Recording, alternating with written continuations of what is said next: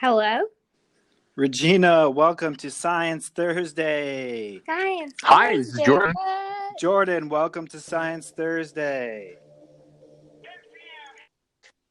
Hi, this is Jordan. Is that Jordan? What's up? Zach, I invited Regina and Jordan to Science Thursday. Hi, this is Jordan. What's up, guys? I had the track queued up for the intro. You guys don't have to. I actually just invited you to this call on a whim. This is what I do because John actually was supposed to do the show with me. John Lagomarsino, you know him, and he canceled. So I thought I'd try you guys. Yeah, I'm here, but I thought my recurring gag was kind of just to be like, I'm at work, and then hang up. Oh. Is that what I'm supposed to do? Yeah, you could do that. That's cool. Unless you want to stay on. I am at work. And I'm not a science expert, but... You're not? Okay. Well, I could try, Well, we're not science experts either. We just kind of... Cool. We're really topical. Do you guys want to talk about science? You don't have to stay, but I invited you in case you wanted to. Sorry, that's me. My bad. I'm trying to recover a file. Oh, Jordan, we lost Jordan. Yeah. Let's get That's Jordan kind of back. a good way. It's a good way. Well, no, he messaged me. Oh. Yeah, you don't have to stay, Reg. I called you guys thinking you wouldn't answer. Cool. So I'm gonna hang up. But I mean, if you want to stay, but everyone else, like you to stay. But I honestly everyone else should was... stay. If you're listening to this podcast now, it's going to be a whirlwind of science and electrons and data. So get ready. Cool. I'm gonna stay, and I'll let you know if I'm gonna hang up. Okay. Cool. Sweet. What are you up to right now? Just So, out of curiosity. I mean, I can answer. It's not science related, but I lost this file from an Atomos recorder, and I've been trying to recover it for a couple of days. And I finally did this one last ditch effort scan, and it was working, but it took 12 hours. I started it 12 hours ago. Whoa. No, not 12 hours, 24 hours. And it just finished, but if you heard that really loud static noise, that was what happened with it. So it's not a great sign. It sounded like science to me. Yeah. It kind of, it's data science. Tech, Speaking of lost data, Anchor lost our recording from the other day. We recorded a 2-hour podcast and they lost the data. Really? Are you allowed to talk about it on Anchor? Do you think that they're going to blacklist you and so that your shows don't get promoted in their algorithm anymore? That's our suspicion. I'm glad you're on the same page. Yeah. We have a feeling that we've been targeted for months. Damn. Yeah. It's tough, because we usually talk shit every podcast, so we think that we're flagged. And it was an awesome podcast. There were so many good laughs, and there were ups and downs, but it was emotional. It was raw. It was real. Yeah, it sounds like it all. You should have a reality show. It basically was. I think that's what you're supposed to do with emotional, raw feelings.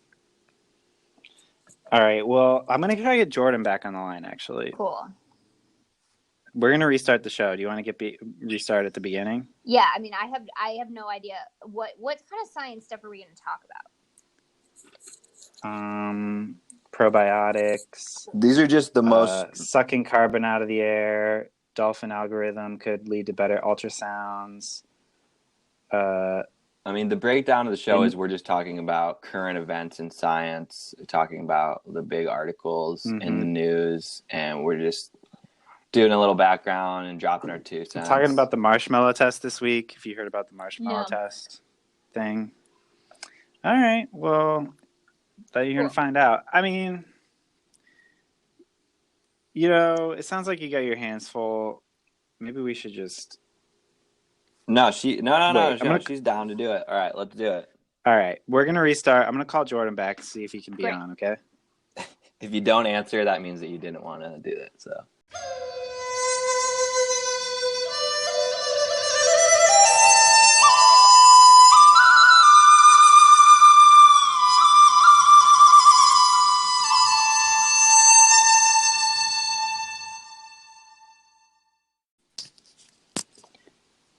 Hey, and we're back. Thanks for we just took a little break there, and we got Jordan on the line. Jordan, we got any Jordans here? Hey, how's it going? Was that a seltzer opening? Oh yeah. I knew it. You know, nothing like cracking open a cold black cherry seltzer. Canada Dry? No, it's a Schweppes. Whoa. Yeah. So we have Regina and Jordan joining us this week for Science Thursday, and I'm glad you could be here.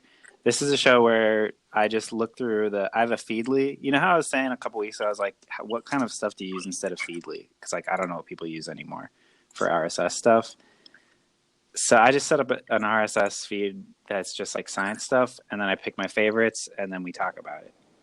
Okay. You guys hear any science news this week yourself? Hello? The docket, there's like a lot of climate science this week. Zach, are you here? Yeah, I'm here. Oh, sorry. I didn't know. I was just making sure. There's like a lot of climate news this week, actually. Did you guys see the big news that I've seen that I just saw today, actually? Did you hear this one? Sucking carbon dioxide from the air is cheaper than scientists thought. Did you hear about that? Yeah, actually, I did just read that article about 20 minutes ago. Pretty crazy, right? Yeah, it's well, first off, So, it's like can you hear me? Yeah.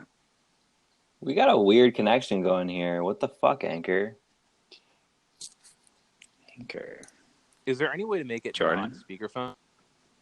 I plugged my You headphones plug in some headphones. Did that fuck it up? Like, it was when I plugged in my Nah. headphones that I started having these weirdo issues. It's usually better with No. the headphones, I would say. Yeah. Because then you don't have like the audio of us in the room. But I mean, we did just lose our best podcast ever, so who knows what's going on over at Anchor headquarters? Because I don't. Yeah, fuck John, you know? I don't know John. I think John's probably a cool guy, but fuck Anchor. He's not.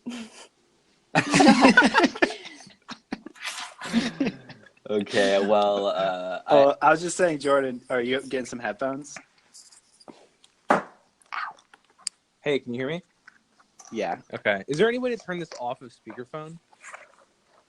Yeah, Usually if headphones. you plug in headphones, then the speakerphone goes away. Yeah, okay. Well- So here's the thing, though. I can't find my dongle. Oh. Yeah, I God, know. Apple. Dongle life. Classic. Here we go. Well, yeah, I mean, the you could Apple just, ones sound pretty good. Should I just use these? Are you at home or are you at Bloomberg? I'm like 8 minutes away from you. I can drop off a dongle, you know? I'm at home.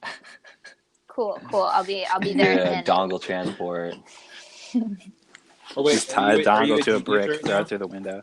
Yeah, I'm at Genius right now, but I'm leaving soon. All right, hang on. I bought a bunch of dongles. I just can't find them. So to all the Hang new on, I'm plugging listeners in. out there, I'm just going to go ahead and fill them in. This is the show where we take the top science news stories, well, the ones that we're interested in, and we talk about them, give a little context, and, you know, just talk about how we feel about them, how maybe they will affect us, and just, you know, put it out there in the world. Because there's a lot of science that we found, and there's stuff happening all the time. Like, it's crazy. I was saying before a couple episodes ago, like, it takes me hours and hours to scrub through all these stories that I just skip, like hundreds and hundreds of stories, and this is only within like a few hours. Scientists are constantly publishing whatever bullshit from whatever bullshit field. I mean, is it bullshit? I don't know. What do I you don't think know. are I the mean, most there's, like, a lot bullshit of- fields? Well, okay, you want me to actually read you a few? Like, I'll just read you. Okay, well, before you do that, I will What? say that, like, we feel like, you know, they come out with a study, and then, like, 2 months later, they're like, we were wrong. So, Yeah. Well, like, I'll just read you. You can be like, skip. Like, okay, ZTE may have been saved, but its plight could strengthen China's. I don't know. I don't even know what ZTE is. Move to renewables, a good thing, Nationals, David Little Proud says. Yeah, what? New laser makes silicon sing. I don't know. Ooh, I like that. It does sound good. But, like, there's like a lot of stuff. Blood tests might predict pregnancy, due date, and preterm birth. That is actually pretty cool. Wait, blood tests don't There's a lot of already good predict news. that? I don't know. Yeah, I don't know. Cattle may spread leptospirosis in Africa, study suggests. Well, what do you got? Did you have anything ready to go? Bees understand the concept of zero. Like, what does that even mean? What? No, read that article to me. Do you want to? I find that hard to actually believe. I never thought bees would understand I don't zero. think I understand the concept of zero. Usually I like to like read these first before, but like I'll read it. Like I didn't even read this one because I was like, I don't fucking think that's true. I just straight up didn't even believe the headline. What kind of Here, what is that in? Summary. Scientists have the concept of zero. Club of clever the abstract mathematical. Yeah, that's just going right over my head. Yeah. Years to learn. They found out do it. They were trained image with the lowest number of elements in order to receive a reward of sugar solution. For the example, the bees learned to choose 3 elements when presented with 3 verse 4, and 2 elements when presented with 2 verse 3. And then when they presented the bees with no elements versus an image that had 1 or more, the bees understood that 0 was a lower number, despite having never been exposed to an empty set. So that's why. I mean, does that sound like bees understand 0 to you? That kind of doesn't to me either. No.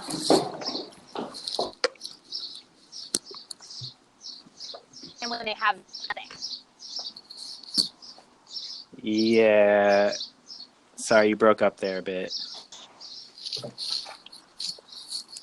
Yeah, Reg, are you walking outside right now? Uh-oh. Oh, frick, we lost Oh, Reg. no. Are you able to I don't add know her back what's going in, on. or do we have to start all over again? No. We're gonna keep chugging along, but I will say the connection today is absolute fucking garbage. Anchor's got a lot of problems, and this is just one more. They're just trying to get us out of here. They're like, all right, we'll slowly keep fucking with them And just make it just uninhabitable.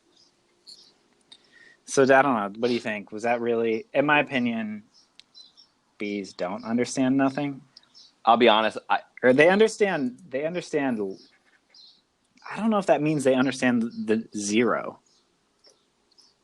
I don't know. I'll believe the scientists. Again, we're not scientists. We're just speculating here, but I think that we collectively think that bees do not understand 0. I mean, they're smart. Sounds like they're pretty clever, but I don't think that means that they understand the concept. Maybe they do. All right, fuck this. Let's move on. Ryan. Oh yeah. Do you want to talk about the carbon dioxide stuff? We should, but did you see the breaking news from NASA about the discovery on Mars?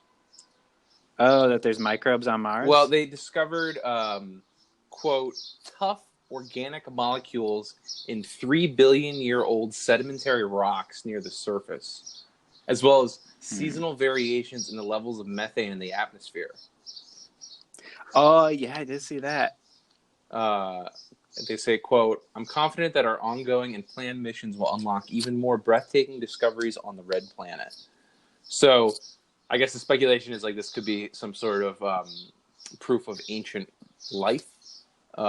Yeah, at least like microbial, right? Well, I was going through the Reddit comments on this one, and somebody pointed out that the use of the word organic doesn't necessarily mean life. It just means organic chemistry. So, yeah, it just could mean like the building blocks of life. Yeah. Which it's still, crazy and interesting, but it's like, much further away than. Yeah. I recently heard there's like I forget which moon, one of the moons of Saturn. They sampled a geyser.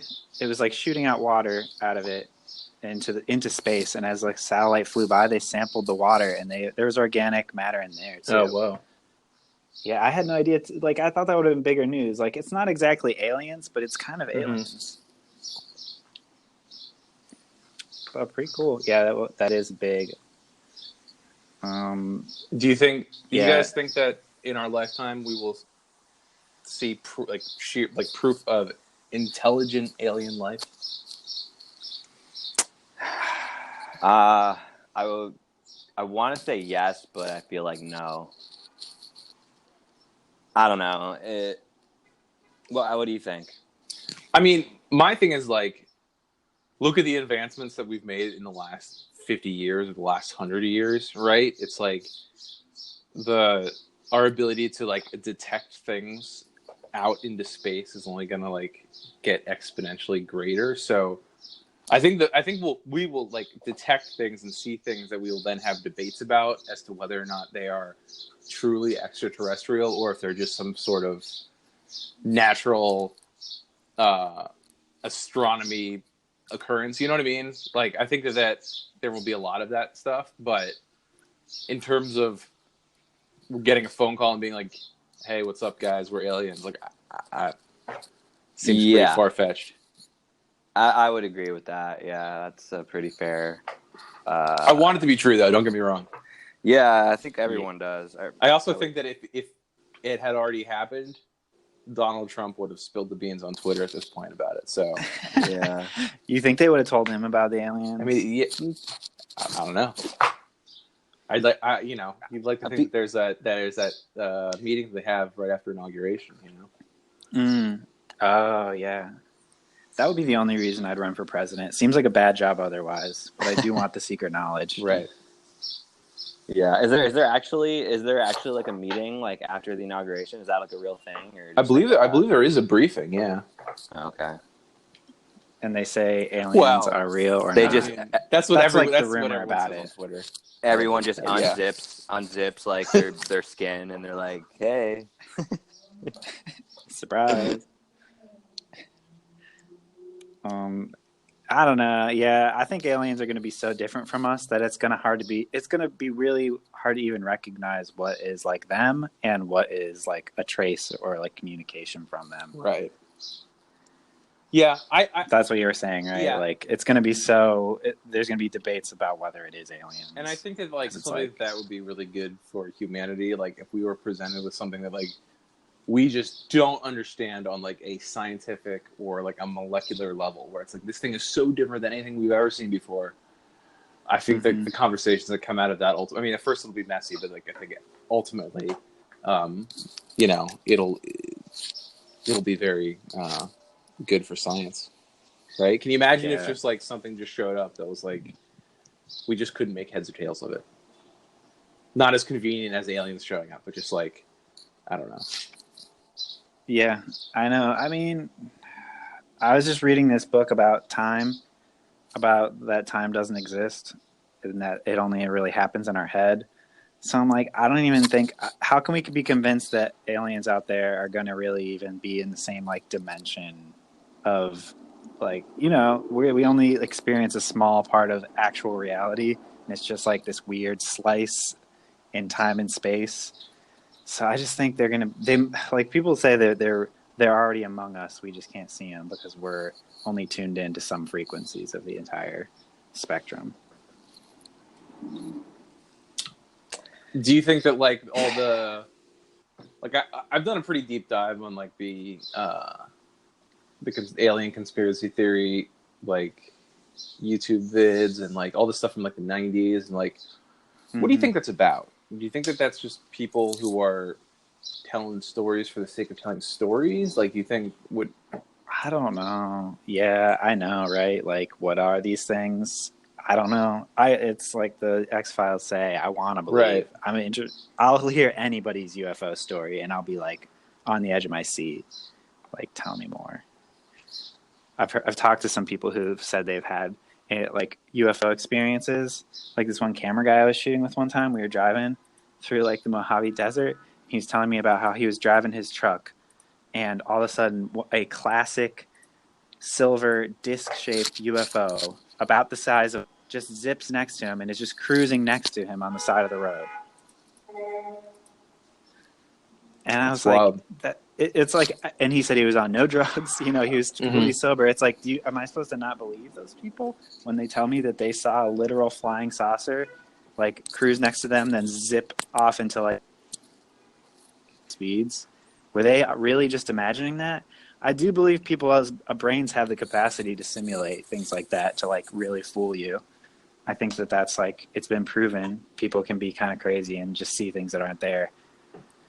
So I guess that's where I go to. Like, it's probably that. Yeah, it's pretty hard to believe something whenever you've never experienced anything like magical like that happen to you before. Yeah, I've never seen a ghost. I've never seen an alien. Yeah. I don't have any magic in my life. I don't know. I mean, I'm a pretty big skeptic, so I just don't think that my brain would even like allow me to believe something like that. I think I would try to rationalize it and be like, okay, that was, I don't know. One time I thought I was seeing aliens. I was so psyched. I was like, this is it. I'm seeing them. Yes. And there were these like weird lights in the sky that were moving in just like the weirdest ways at like incredible speeds. And I was like, what the fuck? And then after like everybody else on this, it was this like back porch of somebody's house, and we were all looking at it, and they were just convinced they were UFOs. Everyone was dazzled. We were just having like an ecstatic time because we were seeing aliens. Everyone's like, woo, and we did it. Yeah, we were like, I can't explain it. This has got to be it. We were filming it with this is like around like 2006, so we were filming it with our Razor phones. And then I just like realized, I looked down off the side of the building and I could see these lights that were just like pointing upward, and it was just lights lighting up a bunch of like bugs and moths that we thought were these crafts way off in the distance, but they were tiny bugs only feet in front of us. Damn. So I feel like it's just like a lot of stuff like that. Yeah. Yeah, we could go on all day about aliens, but let's get into the hard science here. Yeah. Do you want to talk about the carbon dioxide filter? I don't know what that is, so yeah. It's just so like one of the ways they think they want to fight global warming, or has been proposed, is just to suck the carbon dioxide out of the air and just like bury it. Bury it, really? And just like have it not in the air anymore. Put it somewhere. Yeah. Store it somewhere. Like I've heard the idea of just collecting it and then sending it to the bottom of the ocean. That like this one scientist was like, yeah, it'll just stay there. You don't really have to bury it. What? I was like, oh, really?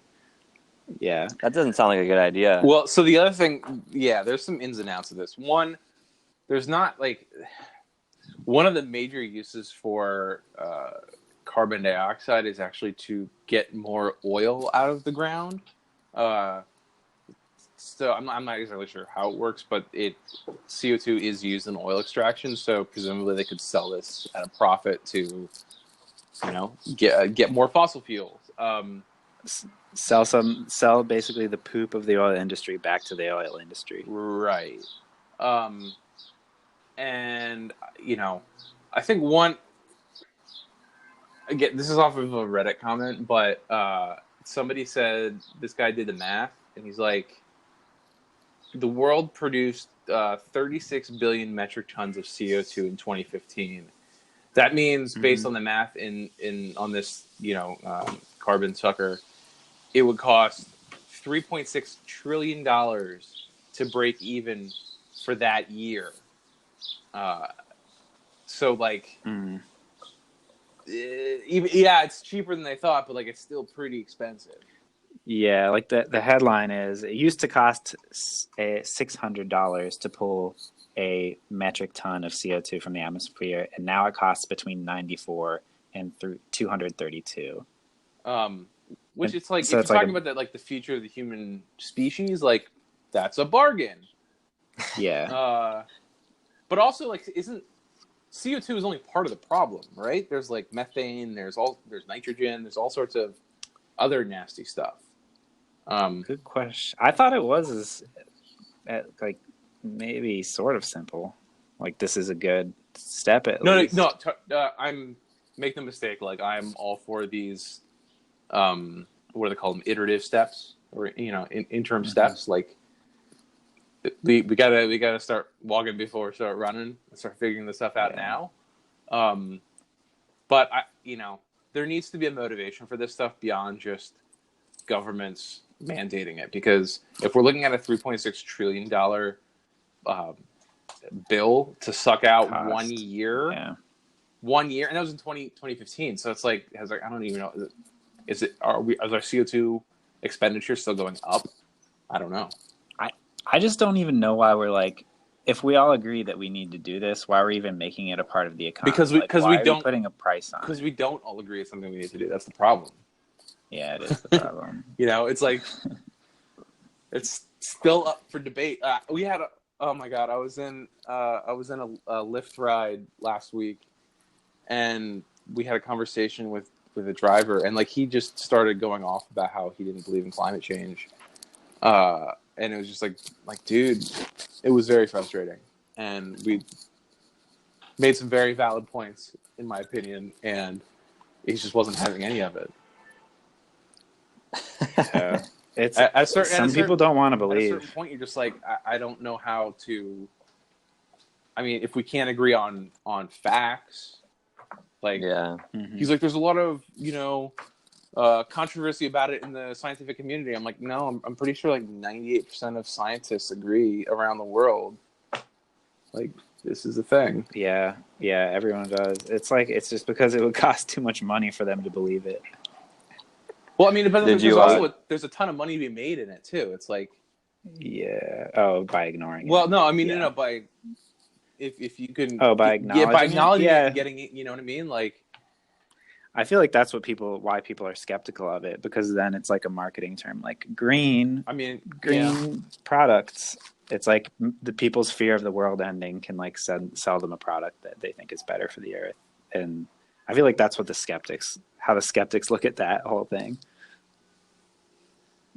Yeah, I don't know. I don't know what the solution is, but I definitely think that if we got to build some of these CO2 suckers. For some reason, though, it's because there's no tactile evidence of global warming. Like they see the polar bears dying, they see the ice. But in most people's world, nothing much has changed, and unfortunately, people like we said about fucking aliens, people aren't going to believe in climate change until they're experiencing it themselves. So I get the Google app has a notification setting, and I think it's It's the single most useful thing I have on my phone, believe it or not. But every night it varies. I don't know when it decides to do this, but it sends me a notification, and it says, "Hey, the weather, the temperature tomorrow is this. It's going to be this many degrees hotter or colder than it was today." And that's perfect because it's like, oh, I have a benchmark. I can feel the benchmark right now, and it's going to be hotter or colder than this. It's phenomenal, right? And the temperature swings recently have been 18 degrees colder, 20 degrees hotter from a day-to-day basis. And that's it's not just a few times. It's happening consistently now. And it's I don't ever remember being like that. Maybe it's just now that maybe I'm just seeing it now because I see a number attached to it. But I definitely feel like here in New York, it's getting super hot and then chilly and then super hot again within a matter of a day. It's not there's no run up around. So in your mind, I would say that it's kind of been the same here in Los Angeles, but I would just assume that's kind of normal, just not being from here. But people that live here say, they do say it's been really pretty cold compared to other years, and I don't know, all the fucking crazy, all all the rain we had and stuff pushed us out of the drought. I mean, that's kind of, I don't know, it's got to say something. Yeah, they said that one of the markers of global or climate change is that weathers will be more extreme, right? Just dramatic transitions, right? And higher highs, lower lows, things like that, right? So you're saying this temperature, your app, you feel like you do have a direct contact with climate change at the moment. You know, like I said, Might be real, might not be. I don't know. No, I mean, climate change is definitely real, but I don't know if. But I mean, no, like what you're experiencing may or not just be like an anomaly. I mean, I've lived in New York for 7 or 8 years now, and this definitely feels. You know, it's like we're almost in the middle of June now, and it feels like it's San Francisco out here. You know, it's just, I don't know. Maybe that's normal, but I feel like it's different. Yeah, one of the problems with climate change is that it's like slight changes over like a long period, so it's just hard to detect. So yeah, those might just be, you might be seeing climate change, or that might just be a weird Yeah. But yeah, I don't know. Why don't we just do it? It says, assuming that CO2 is buried to offset vehicles' emissions of gas, a price of $100 per ton would add about 22 cents to the price of a liter of fuel. So gas prices could go up just like a little bit, and then we could offset cars pretty easily. Well, I don't know. I think burying that kind of shit is just going to cause other issues. We're going to have like fucking bunch of volcanoes just popping up all over the place. Yeah, maybe. I mean, volcanoes are blowing up everywhere these days. So, I mean, I don't know. But you're right. There might be another unintended consequence from burying. I mean, there probably is, but. Do you want to hear some more climate news? Actually, the judge orders EPA to produce science behind Pruitt's warming claims. We're talking about, and the head of the EPA, unsurprisingly appointed by Donald, says that climate change is not humans' fault, and they're not going to like obey. Here, I'll just read this a little bit. EPA must produce. The opposing body of science, Administrator Scott Pruitt, has relied upon a claim that humans are not the primary drivers of global warming, a federal judge has ruled. The EPA boss has so far resisted attempts to show the science backing up his claims. His critics say no such evidence exists, even as Pruitt has called for greater science transparency at the agency. Now, a court case may compel him to produce research that attempts to contradict the mountain of peer-reviewed studies collected by the world's top science agencies over the decade that show humans are warming the planet at an unprecedented pace through the burning of fossil fuels. So yeah, he's just like, nah, it's not our fault. And they're like, well, yeah, show us the proof. Show your work. And yeah, they're just like, I mean, is this gonna actually like result in anything? Like, are they gonna pull up alternative facts? Like, what do you think is gonna actually come of this? I don't think anything's gonna come of it. There's gonna be like, these are facts, and like they'll just continue to like just be like no, and then I mean, I think I'm just gonna believe Pruitt on this one. I mean, it's not our fault.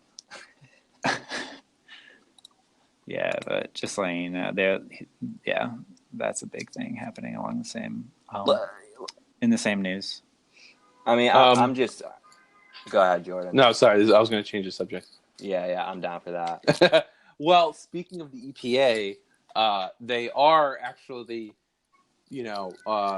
hot on the trail of. Are you guys familiar with Chip and Joanna Gaines? Of I gotta go. I got a phone call. Well, hang on. Let me just finish this story. Okay. You guys are familiar with Chip and Joanna Gaines? The HGTV show. Yes. Yeah, they have a show, Fixer Upper on HGTV. The EPA is fining them $40,000 because on one of the episodes they mishandled lead paint.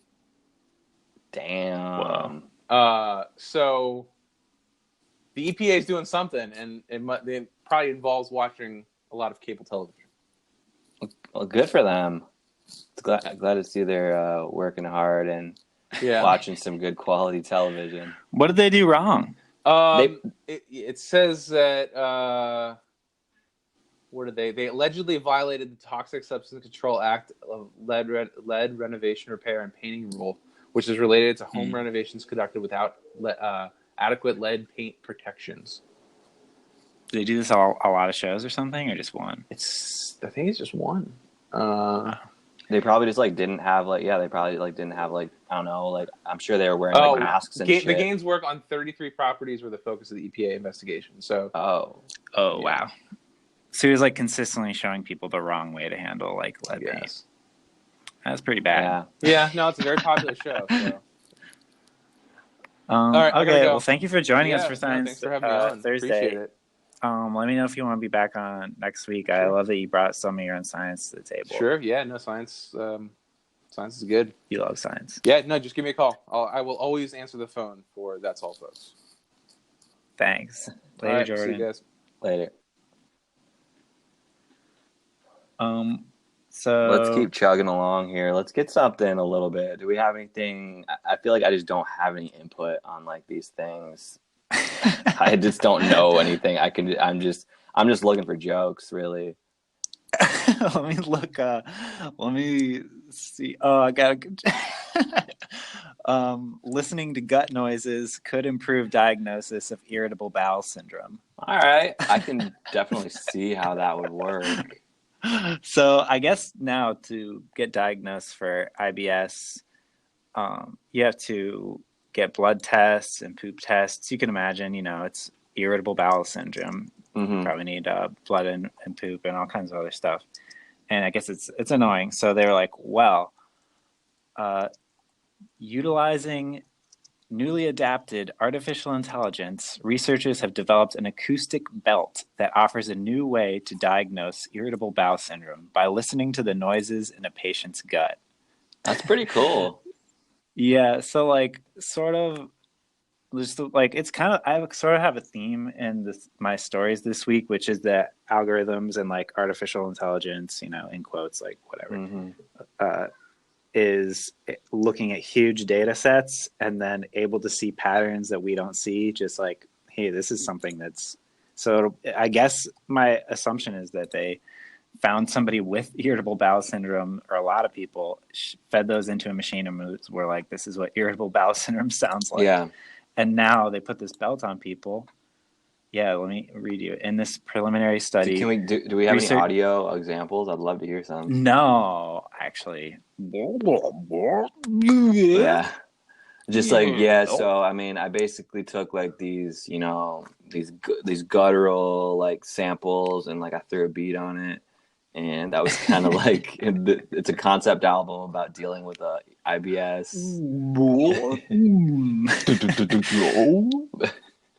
That's Kanye's next album. It's just all his IBS recorded through this belt. In this preliminary study, researchers developed a basic prototype belt that uses machine learning techniques to identify complex features and patterns of the sounds collected from within the abdomen. They recruited study participants with an existing clinical diagnosis of IBS or with a healthy digestive systems, and participants wore the belt and their bowel sounds were recorded for 2 hours post-fasting and then for 40 minutes after a standardized meal. So they got a couple hours of gut sounds, and then they come back and they're like, you either have it or you don't. It's like a fingerprint for IBS. I mean, it sounds like a relatively quick and dirty way to find out. Is it easier to give blood? I don't know. I don't know. I mean, it's pretty cool. In the long scheme of things, it's probably cheaper.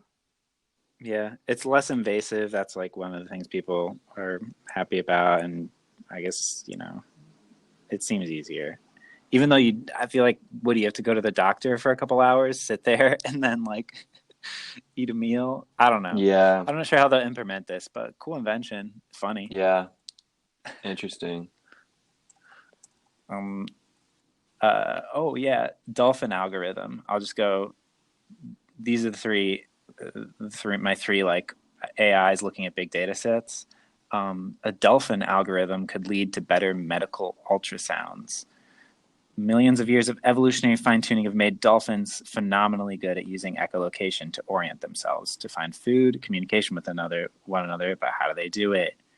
New research shows that they emit two intertwined ultrasound beam components at different frequencies with a slightly different timing.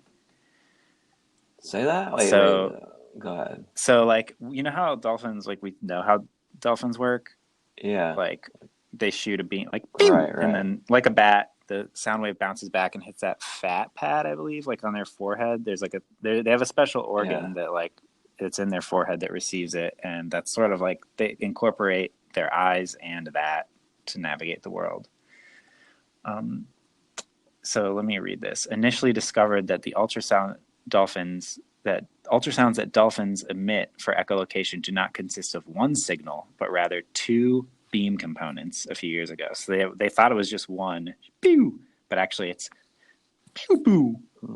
It's two, one higher, one lower, all very close together, but two different frequencies. And the most recent, so they developed a mathematical algorithm which was used to successfully disentangle and read the overlapping signals. And now they're going to use that same algorithm that disentangles those signals to make ultrasound devices to look inside our bodies that work with way more definition. It could potentially be used to measure the thickness of organ membranes deeper inside the body, for which current methods are insufficient. Another possible improvement is sonars and echo sounders, equipment used for orientation at sea level.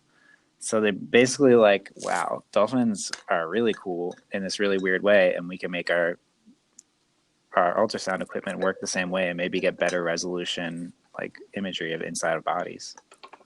I'm just picturing, like, you know, they have like these like tanks in like offices with dolphins in them, and they're like, they just go up to the tank and the dolphins like shoot their rays at them, and they just like measure it. You know, I'm just like it's like a dolphin with like a lab coat.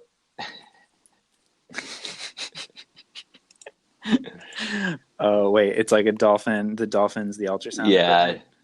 it's just in like it just like hangs out there. Just wasn't there? Hold on a second. I swear there was like some story about this woman who had cancer, and this dolphin was like shooting its echolocation at her tumors, and she was like, "Oh my god." Whatever. I don't want to spread bad fake news, but I remember hearing that. I like the sound of that. We'll say that. Yeah. But it's Google it. I'm pretty sure there was some. Yeah. I just Googled it. Dolphin discovers a woman's cancer. Yeah, I remember the rumor. It was kind of crazy. So maybe they are seeing inside of our bodies with their echolocation, and then they're like, that doesn't look good. Probably. They like hit you with an echolocation, like, it looks like you got a McDouble in there. You might want to chill out on the fast food.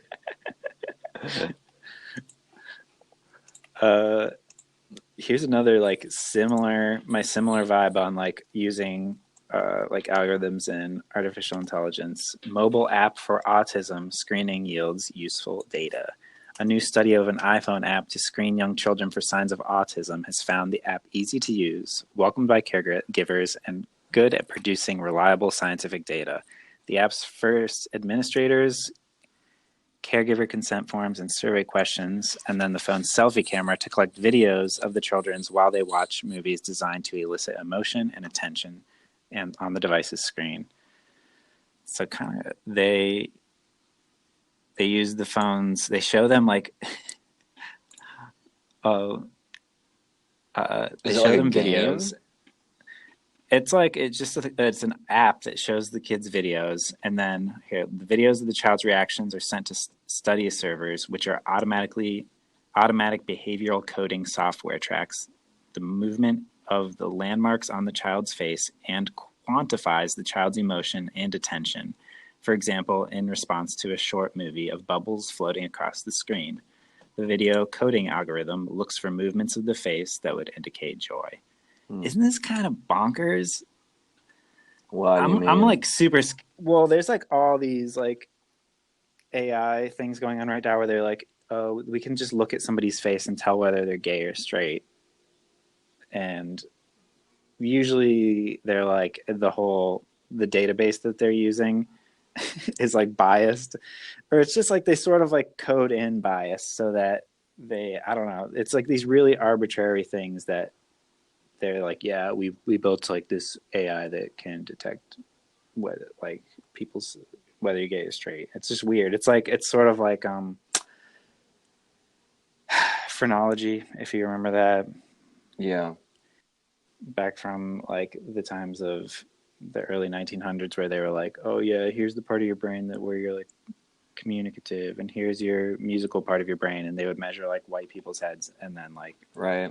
black people's heads, and they would be like, oh yeah, see, this is why they're inferior. And so it was like a whole bogus science that was like had bias built into it. So that's why I'm skeptical of things like this, but you know, maybe not. So it's kind of crazy. It's just videos that will just like sort of the belt, the IBS belt that analyzes your gut sounds. This analyzes kids' facial reactions to bubbles and stuff and says whether they have autism. I mean, it seems like it's pretty legit. I don't think that. That seems to make perfect sense to me. I don't know. Is that like I don't know. I mean, they said they're doing it along with like a questionnaire that with their parents and a bunch of other things. It's not like it's just this video. Right. It's a bunch of other things, and then the video is just one of those things. So I'm like, sure, go ahead. But I'm squinting my eyes a little bit because I've seen things lately, and usually they have like bias, some sort of like unfair bias, but maybe not. Look, Mm-hmm. I don't know. That's the beauty of science. It's ever changing. Listen to this. The oldest known footprints left by an animal have been uncovered in southern China. See that? The identity of the creature that made the 546 million year old tracks is still unknown, but they have come from a period when the earliest animals are thought to have evolved. The fossils consist of 2 rows of imprints that represent the earliest known record of an animal with legs. Team members are unclear whether the creature had 2 legs or several, but they say the tracks probably belong to a bilaterian. This group of animals characterized by having paired appendages, in this case perhaps paired legs, and it kind of looks like a parallel line, like where the footprints look to be like they walked. So I don't know. I feel like every week we're just seeing like people being like, "Oh shit! Like this is way older than we originally thought." Like it's Yeah, well, let's that's really see cool. here. How older? How much older? It doesn't actually say. I don't know. Let me hold on. The trackways were found by Yangzi Jorges. That's probably not how you pronounce it if he's a Chinese guy. Actually, he's probably not Chinese. He's just in China. Yangzi Gorges, I'm going to say Jorges. The rocks they come to are dated between 551 million and 541 million years old. Here's a quote here. Previously identified footprints are between 540 and 530 million years old. The new fossils are probably up to 10 million years older. Okay, there it is. Pretty good. He added, at least 3 living groups of animals have paired appendages, represented by arthropods such as bumblebees, annelids such as bristleworms, and tetrapods such as humans. This is the first land animal? It says just oldest. It just says the oldest known footprints left by an animal. I mean, I don't think they're going to see footprints in a. So this is just like everything. This is the first step out of the ocean. Yeah. So I guess it's dating back to one of the first. Dating back to the Ediacaran period. I don't know if that's how you pronounce it, but Ediacaran seems like. You think it's Eukaryote? I don't know. Pretty crazy. I don't really have much to say about that. No, it's pretty. Science keeps blowing its own mind. It's like, holy shit, it's older than we thought. Holy shit. I think there's more here than we thought. Yeah. It's just. I don't know. I think this breaks all the rules. People. Yeah, it's just easier to be like, hey guys, look what we found out, instead of like. It's easier to feel like you already understand everything I mean, that is the nice thing about scientists is at least ideally they have it built into them that what they believe could be like totally upended at any second, if the evidence is there. Yeah. And if they're a good scientist, which I bet it's so hard. Like if I were like Stephen Hawking and I had the whole black hole idea, and then one night I was crunching some numbers and I was like, oh fuck, black holes shouldn't exist. They're not real. Mm-hmm. I wouldn't tell I would have a hard time telling anybody that this whole thing that everyone knows me for black holes. Yeah, like it's not just sci-fi. This Stephen Hawking says black holes are real. It's a wormhole. You could get sucked into it. Go through time and space. They're crazy. They're real. All of a sudden, he's like, no, they're not. That would be hard to really come forward and say. But if you're a good scientist, be willing to forego everything you believe if evidence says otherwise. Yeah. What else you got? What's next? You know the marshmallow test? No.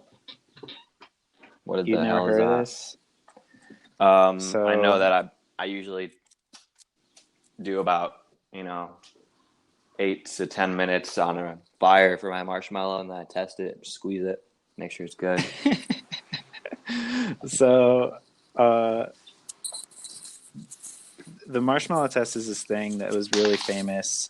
Let me see. Yeah, 1960s. It was developed in the 1960s by a Stanford psychologist. And they wanted to track how children went on to fare later in life. So there was a study where they would put these kids age, let me see. I think I want to say like 5-ish, age 3. Yeah. I think it's 3 to 5, but maybe it's 3. They put them in a room and they put a marshmallow in front of this 3-year-old, and they say, you can eat this now, or if you can wait 15 minutes, I'll come back and I'll give you another one. And so if they're patient enough to wait the 15 minutes and get 2 marshmallows and not like lose their self-control. I mean, 15 minutes is a long time for a kid. Yeah. So a lot of people really went on to believe this was a good test of whether. So it's like if you can delay your gratification, they say that that's like a display of willpower that will go on to benefit you in a million different ways throughout life. Like, right, but biologically, I feel like it's just like you need to eat that because like it's survival. You know what I mean? Yeah. So ultimately, this was like a sort of like a psychology truth, like the marshmallow test. Yeah, it's pretty good. Marshmallow test's real, and people went on to do it to kids and actually treat kids differently based on their results in this test. Huh. So it was a big deal, and a lot of really ancient psychology like this is being retested these days with larger study groups and with more scrutinized look at diversity and stuff like that. And a lot of like big psychology truths are being just shattered. Damn. Much like this footprint. Like I remember I was so psyched on this idea that Snapchat could brainwash you because they make you smile to trigger the lenses, right. Like certain lenses smile to like do a thing. Or open your mouth, whatever. And I was like, that's fucked up because there's this really old psychology idea that if you smile, it actually releases a chemical in your brain that like ties that smile to happiness. I'm smiling right now. And that the more that smiling itself, just the action of smiling could make you happier. It's working. And they did this. There's like this test where they like made people put like a pencil in their mouth so that they were just doing the posture of smiling. And they were like, yeah, it made them happier, whatever. They went in with the assumption sort of that smiling what if it makes you happier just to smile? And then they had a small sample group and they said, yeah, it's real. And people were like, wow, that makes sense. Pretty weird. Cool. It was just sort of then it's why I knew, because it was like sort of like a knowledge in the psychology world. Like, wow, that's a weird thing. And like 2 years ago, they tested again. Like, no, that's not real. And everybody's like, what? They just did it. There's so many of these big things that they're thoroughly testing and being like, it's not real. I was in talks with people to come out with like a video or an article that I was going to expose Snapchat for brainwashing people into being happier because they would say there would be like a Burger King lens that would come on the screen, and then you'd smile to just do the animation, to just have fun with the app, and then you would literally be sort of brainwashed into associating happiness with a hamburger or something. I was like, that's a little bit, in my opinion, unethical. Then right at the time I was like gonna come out, like just start like making this video or something, that study came out that said this whole smiling makes you happier is not true.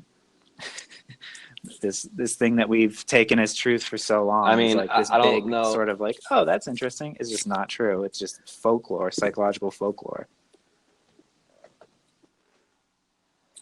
Yeah, I mean, I think a Burger King is more of a survival kind of a thing. I mean, if we're talking about a spicy chicken from Wendy's, yeah, maybe that's going to bring you some real happiness, but not Burger King. I'm sorry for any Burger King fans out there. I don't even know. I'm just saying it could have been literally any product. For years. You know, name the product and in order to do the animation. I know. I'm just Well, that's interesting. Yeah. And today's episode is sponsored by Wendy's. Open late, so you can eat great even late. Dave Thomas. Anyway, do you want me to tell you what happened to the marshmallow test? It was proved wrong, but what they found out is that the kids who delay gratification, that has nothing to do with like how much better you'll do in life. But that's not true. But the people that were able, Hold on, could I guess? The people that were that waited were just more able to have their minds altered by like they just had an easier. They were more easily persuaded by bribery. No, they were just richer. So they had a life where like if you wait, there will be food later. Where their logic is that poorer kids have to like seize the opportunity to eat because.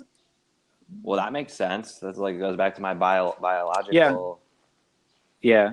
Survival. Like you said at the beginning, you got to eat that marshmallow. And for some kids, I guess the idea is like rich kids have so many resources that they don't feel an urgency to eat it.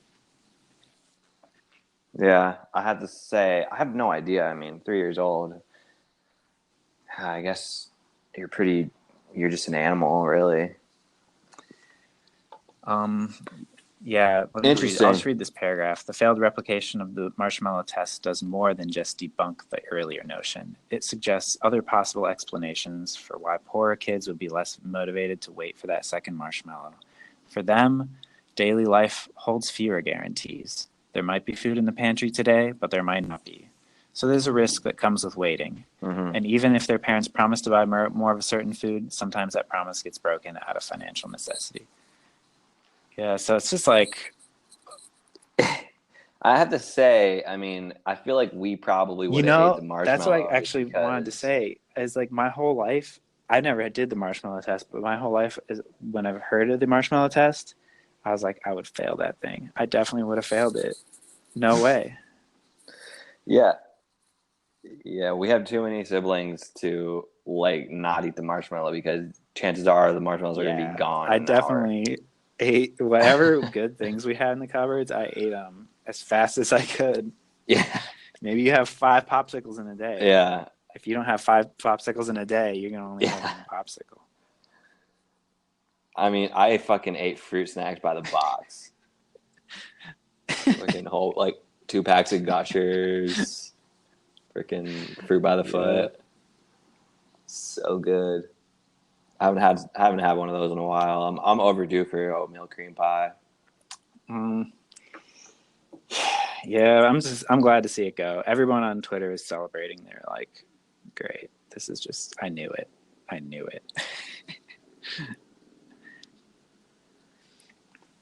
I don't know if I have it. Do you want to end on some good news? Sort of. Some good news, Some more sort what? of. Yeah. Well, India will abolish all single-use plastic by 2022, vows Narendra Modi. I guess that's their president.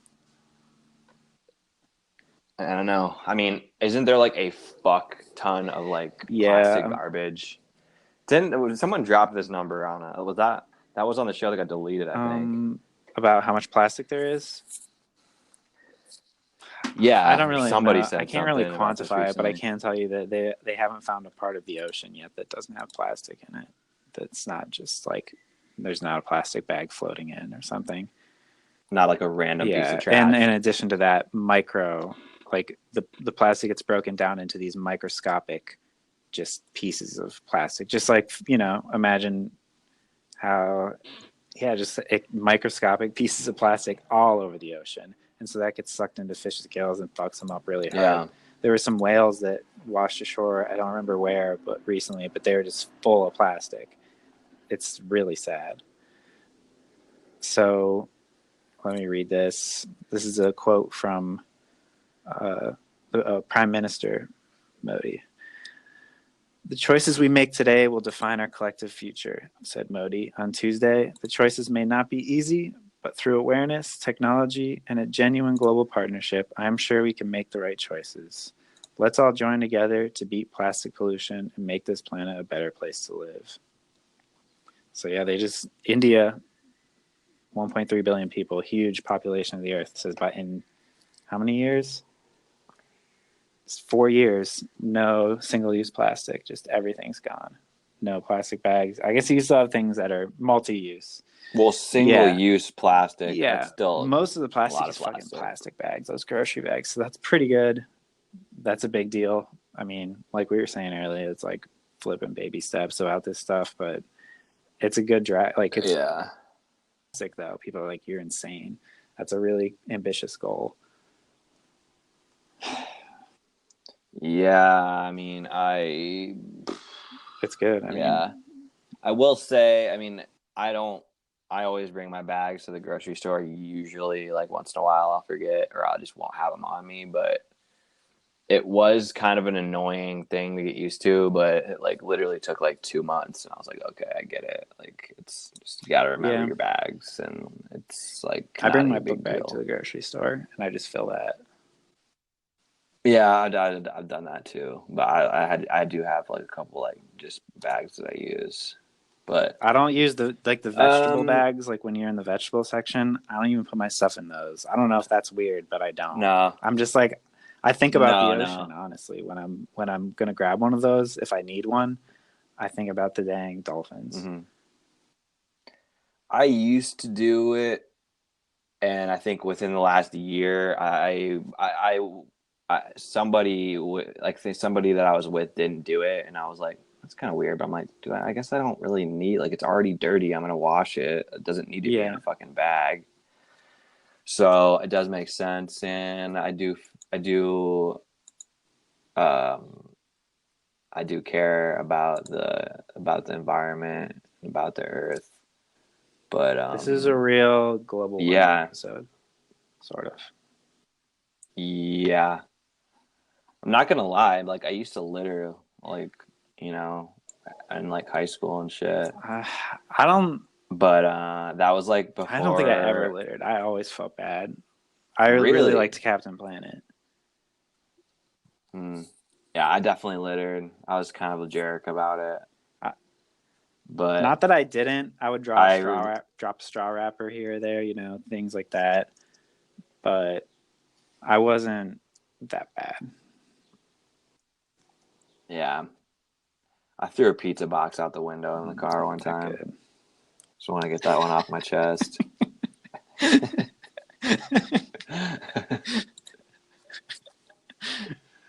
But I feel like total crap about it, and like I don't know, I love like going to like the national parks and stuff like that, and like whenever I see like litter there, like that really really pisses me off.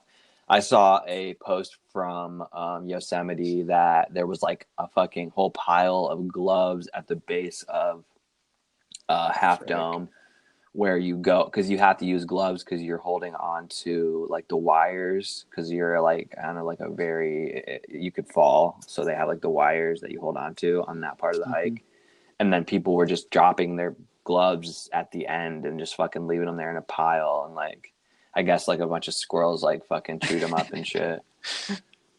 And it's like they're just like, guys, just, if you just don't do that, like pack it in, pack it out. I felt when we were in Yosemite, I felt so honored to be there. I felt like, I've said it before, like I was in one of those little dioramas at the Natural History Museum. Like it feels like pristine nature, like idyllic in nature that you would see in paintings. It's pretty. It feels so fucking clean and like pure. But I mean, like obviously there's freaking restaurants and shit in there, but not so all over. I mean, you go deep in the woods, there's nothing there. But I'm just saying, how can you get up to Tuolumne. How can you go into that environment and not be like struck by like, wow, this is amazing? And and I guess they're just not struck by it enough to not litter. That's my only like, maybe, I don't know. How can you litter in maybe something so the fact that we're saying? Like, how can you obviously not see how wrong it feels or feel how wrong it feels? I don't know. Maybe because it's the actual terrain is so like foreign to us, just like not being from anywhere where there's like actual huge mountains, that like we can like actually see it for what it is, as opposed to people that maybe grew up with that, with like, going there and seeing it like their whole life, and it's just like, that's just what it is. It's not like a glorified thing. Are you looking at Yosemite pictures right now? No, I'm not, but I thought you were like, I hear the clicking and I was just imagining you looking at like the falls, the trees. No, I mean, we are, if you guys are still here, which you should be, we are trying to plan out a trip, trying to get a couple of wilderness permits. So if you have any suggestions on what parts that we should see, we've really just touched the surface as far as trails. I've maybe done 8 trails tops. Yeah. So if you're listening to the show, you've been there, you saw a trail that you thought was unforgettable, drop us a mention somewhere. Yeah. And if you, I kind of want to pack in our own, I kind of want to get our own bear cans, like instead of getting those enormous ones. Like I feel like we could get something that was maybe the whole bear can thing kind of was a real like, turn off. This is it. Yeah. If you guys don't know, when you're in the woods and you're camping where there are bears, anything that smells at all, like including, I'm telling you, contact solution, which has a little bit of salt in it, and I guess bears are like, oh, I gotta have that. Like everything, like anything from food to toothpaste to contact solution has to go in a bear-proof barrel that they can't break it open, but they can play with it. So if a bear does want to attack your food inside the bear barrel, it just turns into like a bear toy for a while. It's hard for them to really get a grip of, and so they'll just knock it around the forest. There's got to be some alternatives. That's not so like. There's got to be like a collapsible bear can, because like that was the real issue. I think its strength comes from the big thick piece of plastic or like metal. I mean, you're probably right, but I mean, I guess we strung a book bag up one day, and that felt fine. But yeah, I mean, that really. They say that the bears. I mean, other places that I've been. So. Yeah, other like places that I've been, like in the Smokies, they have like lines put up, and you just hang. They have like wires, and you just attach your bag. Everyone just attaches their bag and just puts it up. Which, I mean, I know that you can't do that in like everywhere because they don't have fucking cables to put up. But I think if you really did do what we did, just throw it up on a tree, then as long as it's kind of farther away from the trunk that the bear can't like climb up and get it, I feel like it'd be fine. Yeah. But they were very strict about, if you don't have a bear can, like you fucking need a bear can. Yeah, they were. I don't know. We still pretty science, I would say, this sort of stuff. Respect the bears, guys. Yeah, I mean, like bears have like, so they said they have the best scent in the animal kingdom, right? Yeah. Yeah, like so. I just can't get over the image of a bear like chugging contact solution, being like, fuck yeah. Yeah, like imagine him chugging like the hydrogen peroxide kind. He like gets a little bit. He's like, "Oh fuck, this guy." It's like I've done that. It put it directly in my eyes. It's like the same thing, like same reaction. Like, "Oh fuck!" Like literally run around and like scream because it's just like the worst fucking pain. So I think that about wraps it up for Science Thursday. Thanks for tuning in. Thanks for Regina and Jordan for answering their call. I didn't warn them at all, and they just played along. Yeah, that was a pleasant surprise. I'm bummed that I wasn't able to, because I had that fucking fat track at the beginning, and I had no idea that anyone else was going to be on the call. Well, so that's why. It worked out. Should I bump the track to play it out? Okay, but at least I don't know if we want to say anything else. If you like the show, rate it or something, or just I don't know. Just keep listening. If you just listen, that's enough for me. And check out. Hopefully, we'll have SEO Friday. Oh yeah, Anchor SEO show. Anchor lost week. SEO show, as you might have heard in the last episode. So we're going to see if Anchor recovers that. If so, look out for that.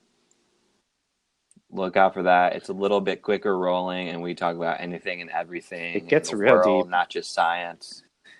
It does get deep, but we try to hit all the important things from last. I don't want to hype it too much, if it might be lost forever, but it was good. I mean, it was really good, but there will be better episodes to come. What was your favorite science?